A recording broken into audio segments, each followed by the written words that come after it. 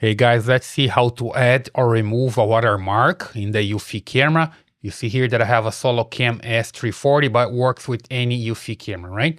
So let me just show here that I have the image and there's a watermark. When I go that way, you see better. Here's a Eufy watermark. Okay, I want to remove this one.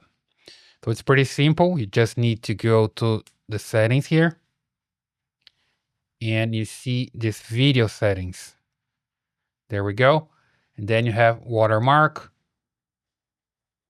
And here you can select. You want to see the timestamp and logo or just the timestamp. If you select this one, you're not going to see the watermark anymore, but just the timestamp, which is the date, right? Date and time. So just leave like this. Come back here to the main screen.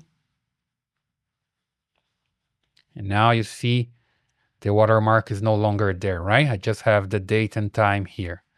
Well, it's pretty good, right? So I hope this helps. That's the way you can add or remove the watermark from a Eufy camera. Please subscribe to this channel, leave your thumbs up in your comments, and I see you in the next one.